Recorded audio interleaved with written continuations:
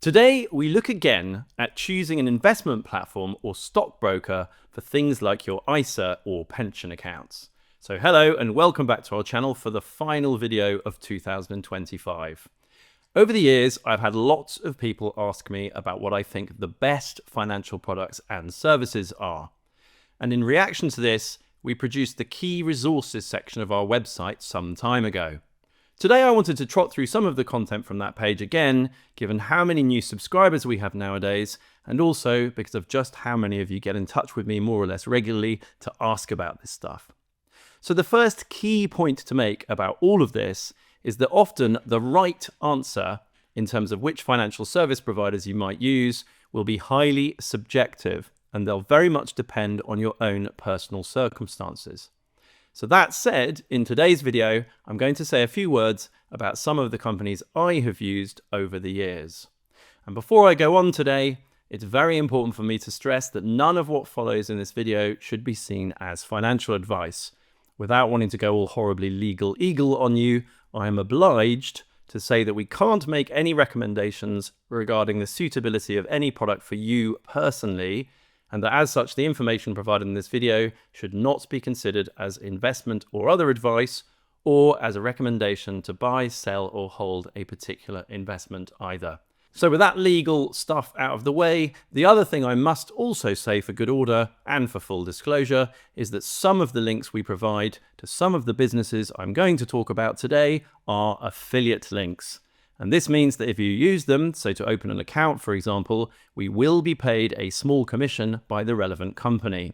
But crucially, there'll be no additional charge for you if you do this, and you will get precisely the same account and the same service that you would otherwise get if you went to any of these companies direct without using one of our affiliate links. And if you want to support all of the work that goes into this channel and ensure that it can continue, and you want to use any of these services yourself anyway, this is hopefully a great way for you to support us. And I might add, as I've said before, that I've been talking about all of these companies for many years without any affiliate relationship or potential commission payment. So, to make decent forward progress with your finances, you'll obviously need to use various types of financial account. And the main ones are the various kinds of ISA and a pension account of some kind. Something like 85% of British adults still don't have a stocks and shares ISA, for example. And if this describes you, and you want to make 2026 the year where you finally sort this out perhaps, then I hope you'll find this video pretty helpful for that. And if you'd like to learn about all of these things in much more detail, please do consider checking out the relevant section of my books if you haven't already, or we've also covered many of these topics earlier in this video series, particularly the very important question of how to think about your ISA as against how you allocate to your pension, for example. So whether you're setting up a regular investment each month or looking to invest a lump sum in some shape or form, you're going to need an account with a top quality stockbroking company or investment platform. And nowadays, there are obviously many options here, something that I wrote about in my first book, How to Own the World, when I explained that one of the great things about being alive today and being an investor today is that truly today's financial services really are the best, the most inexpensive, and the most powerful they've ever been. We're actually very lucky as compared to our parents or grandparents when it comes to investment services nowadays. And so the two main companies that I've used for all of this for many years myself are called Hargreaves Lansdown and Interactive Investor. So I'm going to talk about both of them briefly. So Hargreaves was one of the very first companies in the UK to champion the private or DIY investor. And today they're a large company and the UK's #1 platform for private investors, holding more than £170 billion for more than 2 million customers. And I've had an account with them personally for considerably more than 15 years. In that time, I've found them to have exceptional customer service, which is one of their key selling points. Some people think that they can be a little expensive. My own view is that they could be worth a small premium, particularly if you're just getting started and have relatively little money to invest. Your financial affairs are extremely important after all. And given this fact, and given how relatively complicated and sort of intimidating these things can be for many people, I think there's great value in using a company where someone intelligent and helpful usually answers the phone within a few rings and is actually able to help you. And this has been my experience with Hargreaves for many years. And this is something that all too often can't be said about the customer service of lots of other companies I use, which is a dynamic that I'm sure you're more than familiar with.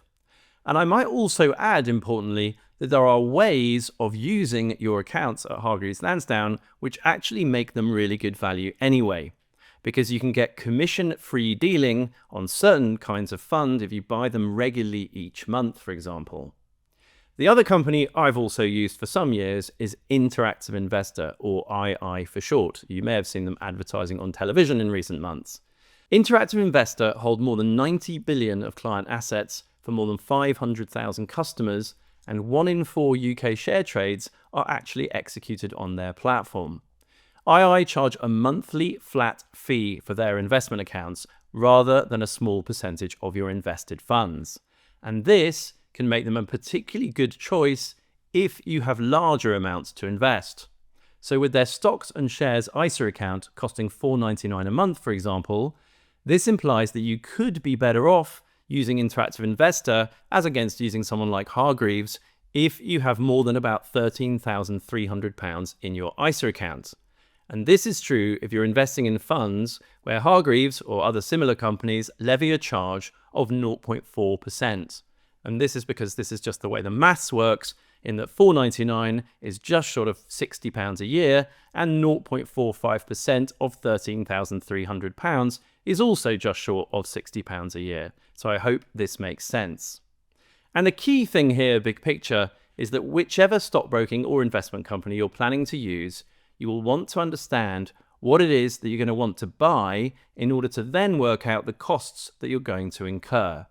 And this actually isn't that complicated once you have the basic gist. And again, I covered all of these various costs in more detail and how this all works in my first 2 books. So I think Hargreaves Lansdown and Interactive Investor are both solid options. And as I say, I've been using them both for many years very happily.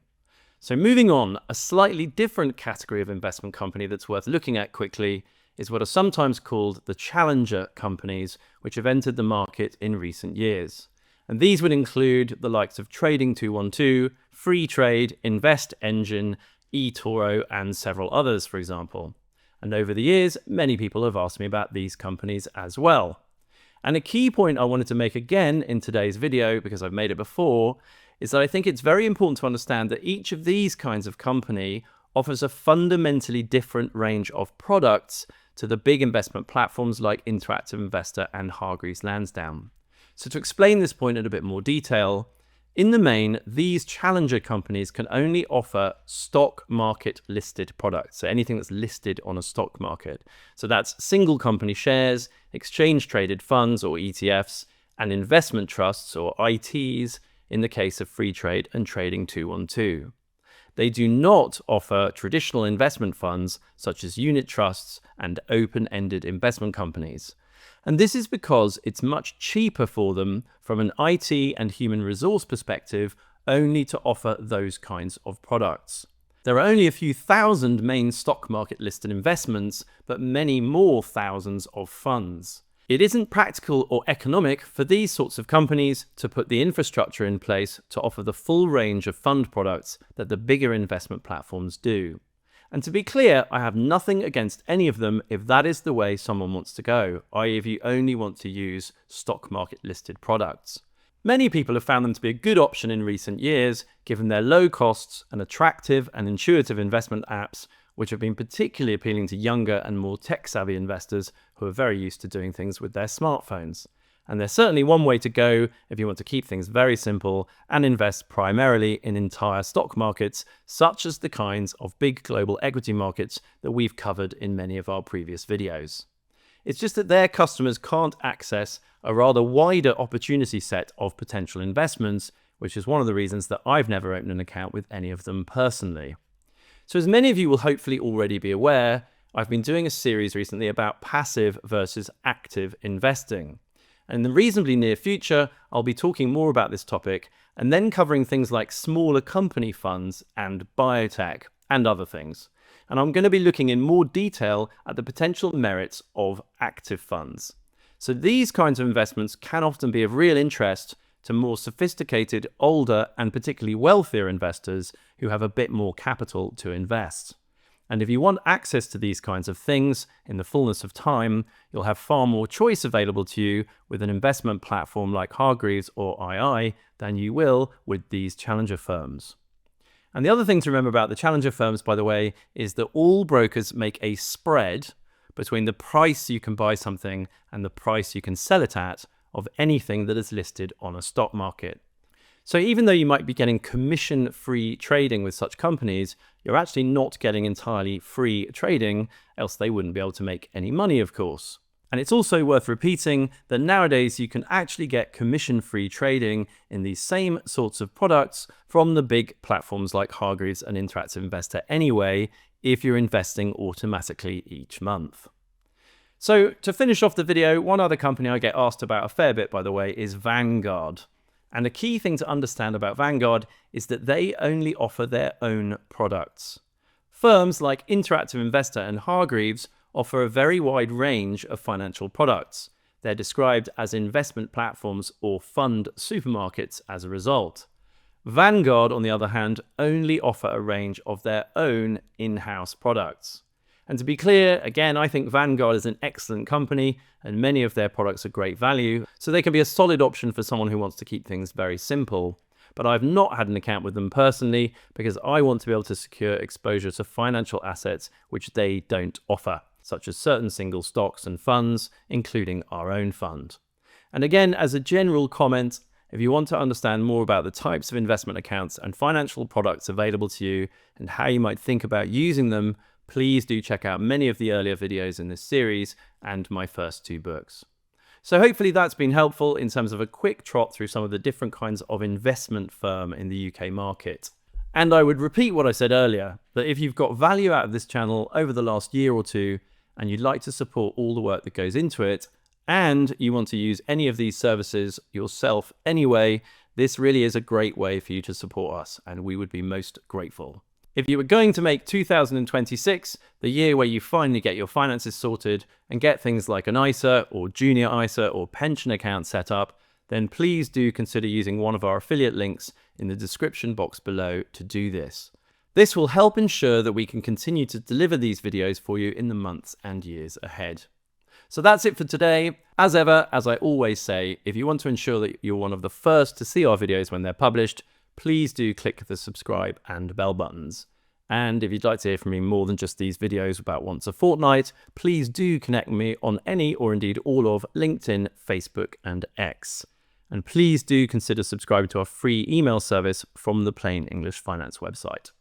And finally, because this is our last video of the year, the Plain English Finance team and I would like to thank every one of you watching this for all of your support as we've built this channel over the last 2 years, and wish you and yours a very, very Merry Christmas, an extremely happy and fun New Year, and all the very best for 2026.